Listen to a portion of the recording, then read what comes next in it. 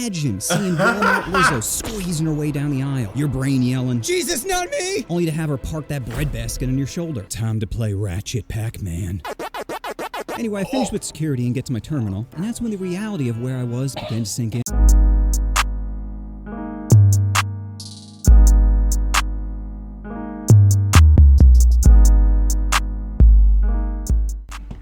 Yo, what's goody? We back, you know what I'm saying? Offending everybody, ladies and gentlemen. Offending the people, offending everybody, every single person, no matter what race, no matter what.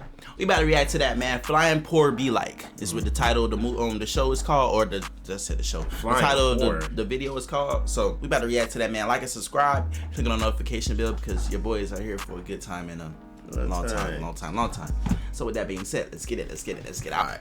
Being poor sucks, and nothing will deep throat you like poverty. Pressing his lips against you saying, give me everything you got! Recently I made the mistake of booking a Spirit Airlines ticket and thinking, how bad could a 3-hour flight be? Spoiler alert, terrible! I should have known they were the special needs airline by that short yellow bus they're driving. Even before my flight I was angry. I'm trying to use the app to check in my bag and it keeps popping up with processing error. I'm like, of course the app doesn't work. The flight was $70. What was I expecting? When I arrived at the airport there were only 4 terminals to check in your bag, but only one of them was working. 2 were out of order, and one was just for international. That international one was such a cock tease. People kept walking up thinking they were about to skip the line, only to be told, foreign bitches only. Then after waiting 25 minutes, I begin to get anxious. I'm looking at the 5 people ahead of me like, I hope you Pop-Tarts know how to work a touchscreen. Eventually I get to the front and realize it's $100 to check in a bag. Keep in mind, it's only $70 on the app. But at this point I had no choice but to accept the corporate D and pay an extra $30. This is for you, corporate daddy. Then I get to security and I'm doing my toe tapping of, come on. Eventually I get to the tiny dick detector and they stop me saying, sir, do you have anything on your leg? I'm like, yeah, I got a knee brace on. They're like, you're gonna have to take that off. I'm like, no problem, but I can't walk without it. They're like, sure you can. And I'm looking at the guy saying, do you moonlight as an orthopedic surgeon? No? Now how are you gonna tell me I can't walk without this? He says, well, if you were disabled, you should have gone to the special needs line. And my response was, cripple privilege? He said, no, that's not what I said. Cripple privilege! He rolls his eyes and says, just take a seat. As I'm waiting, a large black woman starts cutting lines saying she's gonna miss her flight. TSA's trying to calm her down and she's yelling, let me through! They ask what flight she's on, and lucky me, it's the same as mine. Could you imagine seeing Walmart Lizzo squeezing her way down the aisle? Your brain yelling, Jesus, not me! Only to have her park that bread basket on your shoulder. Time to play Ratchet Pac-Man. Anyway, I finished with security and get to my terminal, and that's when the reality of where I was began to sink in. There was a man eating peanuts, just discarding shells on the ground, kids playing barefoot, a woman sleeping on 3 seats, and tons of sick people. Every 10 seconds I'd hear. So eventually I boarded the plane and was greeted by the smell of poop. Flight attendants said they were having some sewage issues, but should be resolved before departure. I'm thinking, should be? Better be! Then I get to my seat, open up the overhead compartment to find a baby stroller that has liquid dripping from it. Is it milk, pee, splooge from a curious uncle? Who knows? So I sit down and immediately realize the seats don't recline. I'm like, why would I want to fall asleep right now when I'm clearly in heaven? Eventually a cute girl comes over and sits next to me. Initially I was excited thinking I avoided the black hole, but then I noticed she was vibrating. I'm like, you good girl? She says, I just get really nervous on planes. I'm like, don't worry, flying is the safest way to travel. I mean, more people die from Advil than plane crashes, yet I'm never popping a bottle like, today's the day! Unfortunately, my rational thought did not pierce her emotional brain, and during takeoff she starts clutching my hand, which would have been cute if she hadn't just touched her I'm getting over a cold nose. But at this point, I take an illness over ground zero of a panic attack. Some time passes and we start to experience turbulence, which causes the woman next to me to start freaking out again. I'm trying to calm her down, only to have it ruined by the pilot. You see, a normal pilot would say, hey folks, we're hitting some turbulence. Make sure to keep your seatbelt fastened and we'll let you know when it's over. But this guy says, ladies and gentlemen, we're hitting a little turbulence and we're just trying to figure out what's going on. Woman's like, what does he mean he doesn't know what's going on? I'm like, I don't know, maybe he doesn't know what f***ing turbulence is. Now I'm beginning to tweak, because it smells like poop, I keep hearing people coughing, and the woman next to me keeps orgasming every time there's a drop in air pressure.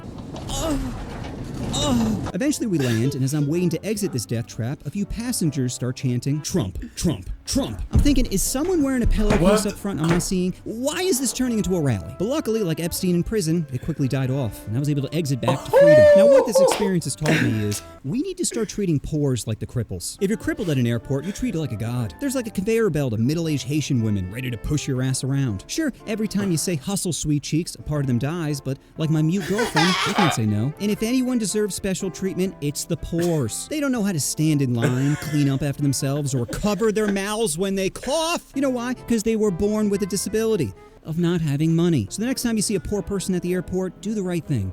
and treat them like they're crippled. Get out of the way! I'm gonna be late! Please, miss, use our special line. You know what you want to do? Oh, you want to push that subscribe button? Oh my goodness, bro. Man. It do be like that flying Spirit. You ever flew Spirit? I heard of it though. I heard. You ever got on a plane? I got on a plane. I got on a plane like kindergarten, but I've never flown. Oh, you just got on it like on like some like some field trip type yeah, shit? Yeah. Damn, bro. Flying Spirit is crazy though. I mean, it's really not. It's tight. It's if you fly Delta a long time, or you fly any other American Airlines, or you fly any other airline for a long time, and then you go to Spirit, okay, then it's ass. That transition is crazy. Like you act like you went straight to the ghetto. Like, you know what I'm saying? Like that's just strictly what it is. But wow. If you never really truly flew before, or fly like that, whatever case may be, Spirit is not that bad. You can deal with it, considering depending on how far you fly, type shit. You know what I'm saying? Depending on what your comfortability is, what you're flying. But small ass seats, rude ass people. Damn. Very inconvenient. Very inconvenient. Like help as far as like you know what I'm saying, trying to get around. Yeah, service, and it's just, bro, you're on your own. You're on your own out there with Spirit, bro. Wow. You're literally, it's literally exactly what it says. You're in spirit. You it's just you and your spirit out there, like Spirit, like, bro, for real. But that's it though. Yeah. Thank y'all for watching, man. Make sure y'all like and subscribe. Clicking on notification bell because your boys are here for a good time and a long time. It's your boy Jay. Kris. And oh man, my fault. Follow us on Patreon at Smoke County Unhinged Podcast and TikTok SmokeCounty JK. You know what I'm saying? But yeah, that's it now.